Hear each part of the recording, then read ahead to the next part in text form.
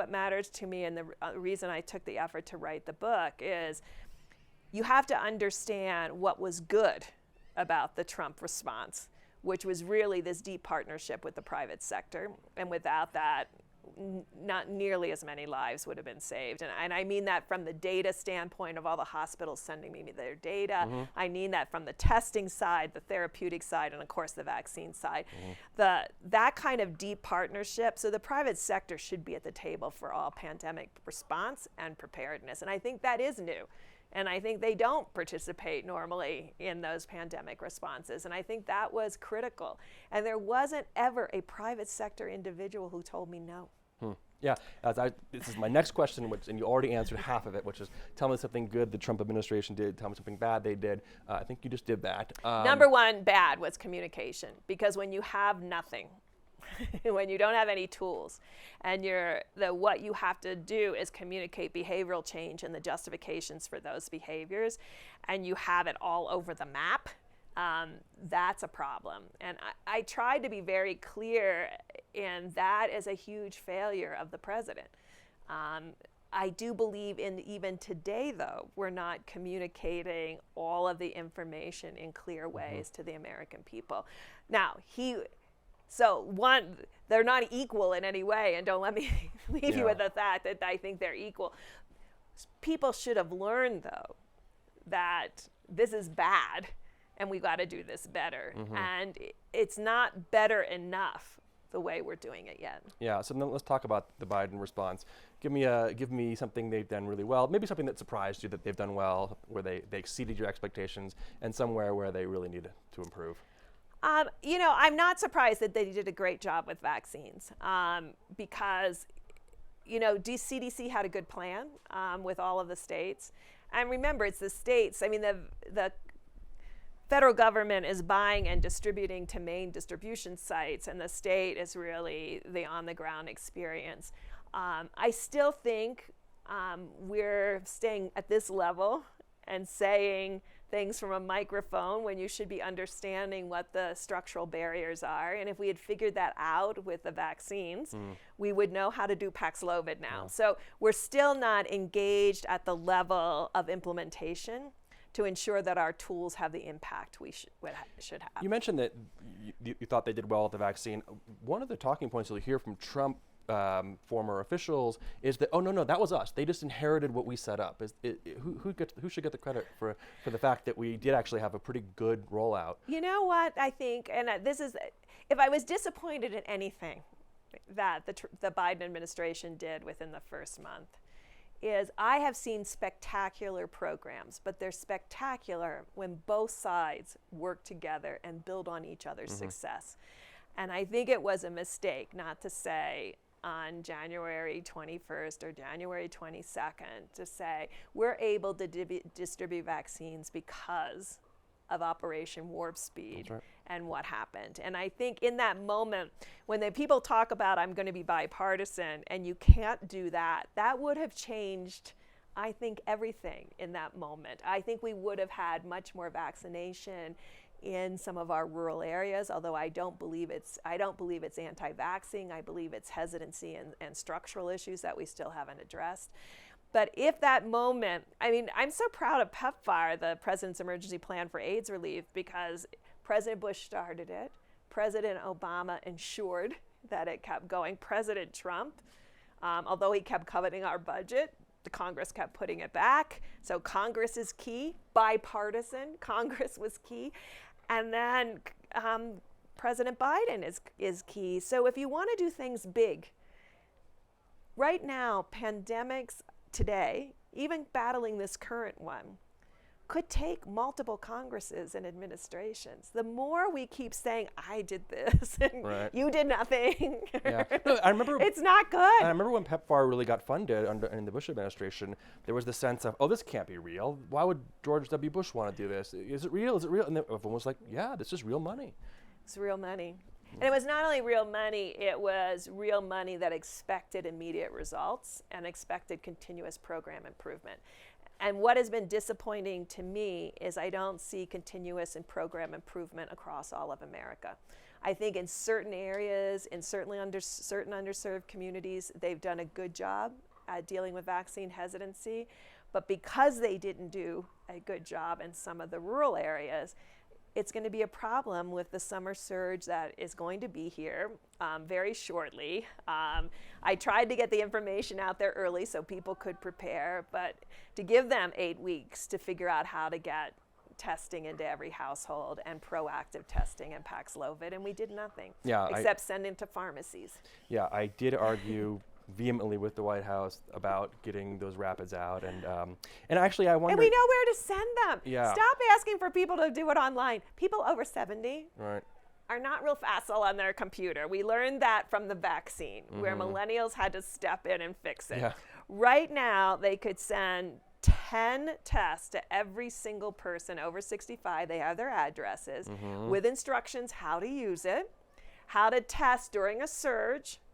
And the governors would work with them on this, and local communities to really, and go into the churches and say, I need everybody over 65 testing at a minimum weekly. Be better if you could do twice a week, so I'd like them to have 20 tests.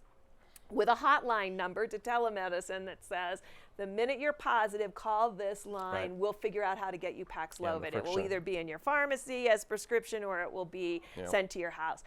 That is program implementation. Test and treat is a slogan.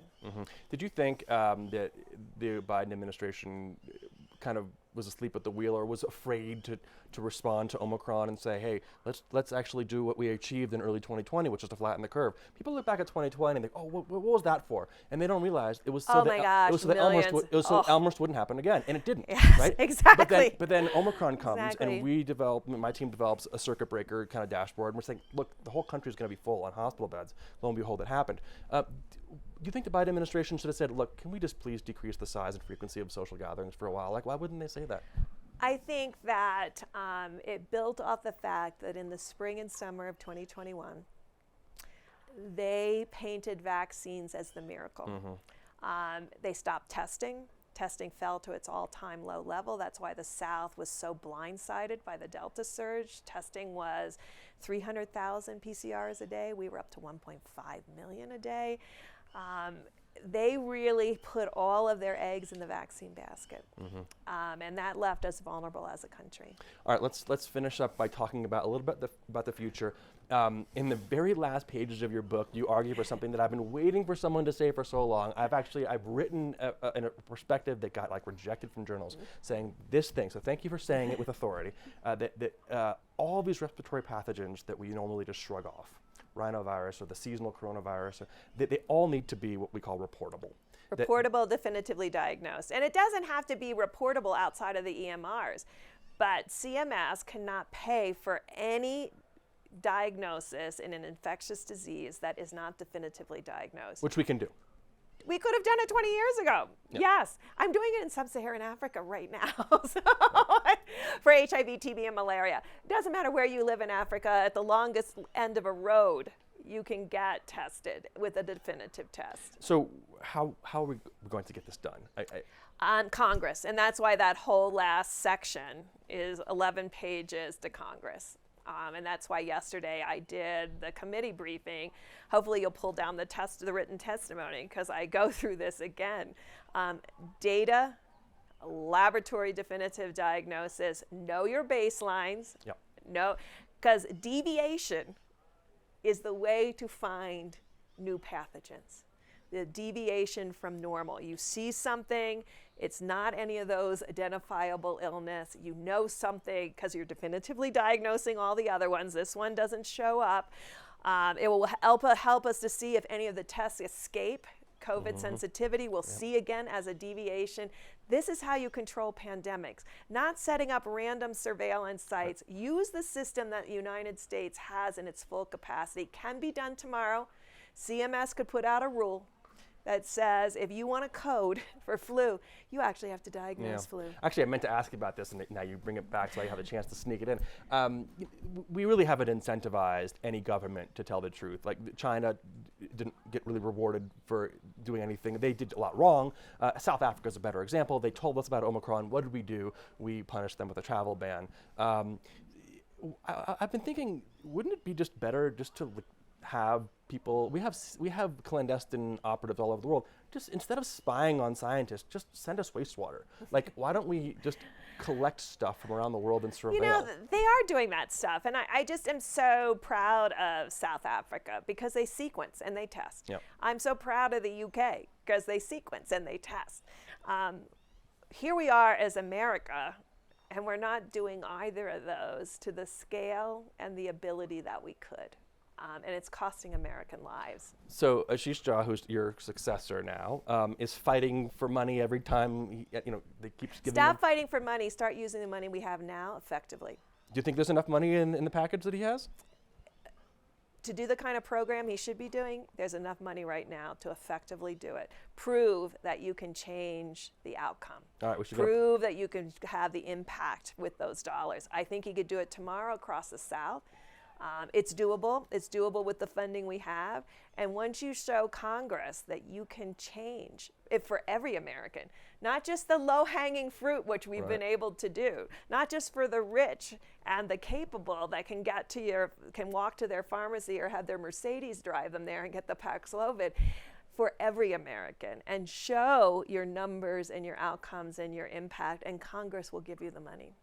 Well, I think that I'd love to have like a follow-up where we get the Deborah Birx pie chart of how to spend these dollars, and here's where you spend this, and it's, for me, it's had like, to do it every quarter in my PEPFAR program, $6 billion. I only had $6 billion.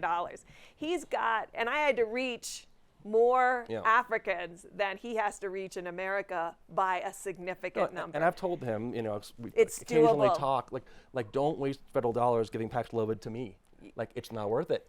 But it's happening. It is. And it's happening in urban areas. So if you are 20-something, you can get Paxlovid. If you're 65 with COPD in rural Mississippi, you can't. What do the next few months look like? I'm very worried. I'm very worried about the South. Mostly because the same mentality is happening again. Remember, we had that little alpha surge last year, little swell. It was in the Northeast and upper Midwest. It ended quickly, just like this current B1, B2, and everybody goes, we're good. The media says hospitalizations are stable. Yes, they're going down in one part of the country, they're going up in another part of the country, and we're not doing anything to help the southern United States, and it's looking identical to what it did in the summer of 2020 and the summer of 2021. And we've got B4, B5, highly contagious, and we haven't prepared the South or our rural communities to a different outcome, and we're 2.5 years in. That's on the current administration. Last question. What's the next big thing for you? What are you working on, and what do you really want to achieve in the next few years? I am passionate about ensuring that America looks as good as what I created in sub-Saharan Africa, and right now it doesn't. Wow, that's actually a really humbling thing to hear, right? That actually, like, we can do it, but we've only done it for others. Correct. With collaboration with others. With partnerships. And it's sort of like, well, we have to do the same thing with the South. Yeah. Okay. And our tribal nations. Okay. Well, thank you. Anything else I missed? Anything you want to get out there? No, this was great. Thank you. And thank you for staying on this. Everything is not well in America. I agree. I had Francis Collins here just 24 hours ago, and he's a fairly optimistic guy, but even Dr. Collins, says, oh man, there's some things that are really that weighing him down. But 5 years from now, I know I said last question, but I lied. 10 years from now, next pandemic, do you do better, worse, or the same? If we fix this one, right now, in real time, we'll have the systems, the health systems, the data systems to ensure that we're ready for the next pandemic. Okay, I hope you're right. Dr. Deborah Birx, thank you so much for joining us with MedPage Today and Inside Medicine. And thanks for your work and your great book, Silent Invasion. Thanks so much.